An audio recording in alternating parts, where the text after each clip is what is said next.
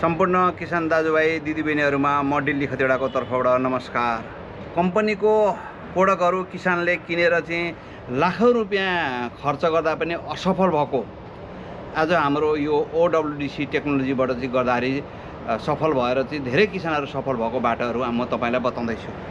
र कतिपय कुराहरु किसानहरु रणभुल्नमा छन्। अब किसानहरुले हाम्रो ओडब्ल्युडीसी टेक्नोलोजीमा चाहिँ माइको राजाले के गर्छ त भन्ने कुरो किसानहरुले बुझ्नुपर्छ। माइको राजाले के गर्छ त भन्दाखेरि जुन ठाउँमा माइको राजा तपाईहरुले चाहिँ प्रयोग गर्नुभएको छ त्यो प्रयोग गरेको ठाउँमा चाहिँ त्यो माइको राजा चाहिँ जरा एकदमै फैलाएर लान्छ। यस्तो तरिकाले जरा फैलाएर लान्छ। मैले तपाईहरुलाई चाहिँ खेतीमा गरेको कुरो पनि देखाएको छु र यहाँ आफूले पनि एउटा बोतलमा ट्रायलको रूपमा गरेको छु। अब यो माइको राजा मैले यसमा चाहिँ पानी अनि माइको राजा लगाएको थिएँ। माइको राजा लगाउने बित्तिकै एउटा बोतलमा मैले यो मात्रै लगाएको थिएँ, त्यसमा जरा बढेन, हल्का बढेको थियो। तर यसमा चाहिँ तपाईको माइको राजा हालेकोले गर्दाखेरि असाध्यै जरा बढेर आएको थियो। हेर्नुस्, माइको राजाले जरा यो सेतो भएको जम्मै जरा हो।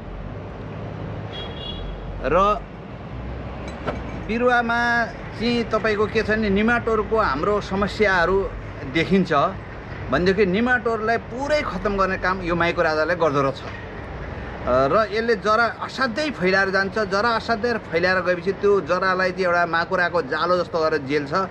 जेलिसकेपछि चाहिँ त्यहाँ तपाईको कुनै पनि रोग किराहरूले एट्याक गर्न सक्दैनन् र त्यसले चाहिँ परपरको खानेकुराहरू पनि ल्याएर बिरुवालाई चाहिँ उपलब्ध गराउने काम गर्दो रहेछ। अब किसानहरूले चाहिँ अब आफै कृषिमा आफै डाक्टर हुने, अर्काको भर कम्पनीको प्रोडक्टको भर परेर कृषि गर्ने होइन, आफै डाक्टर भएर कृषिको डाक्टर भएर आफै काम गर्ने हो। जब किसानले ओडब्ल्युडीसी बुझ्नुभयो, उहाँहरूले बुझ्नुभयो भनेदेखि सबै कुराहरू किसानकै घर वरिपरि छन्। यसमा 5 वटा 6 वटा प्रोडक्टहरू छन्। त्यो 5 वटा 6 वटा प्रोडक्टहरूलाई हामीले चाहिँ गऱ्यौँ भनेदेखि गरेपछि मात्रै थाहा पाइन्छ। गऱ्यौँ भनेदेखि हामी सफल हुन्छौँ र धेरै किसानहरू सफल हुनुभएको छ र धेरै किसानहरूको अनुहारमा हाँसो आएको छ। यो टेक्नोलोजी गर्ने मान्छेले गर्नु भएन भनेदेखि त जानिदैन। यसमा चाहिँ गरेर जान्ने कुरो हो।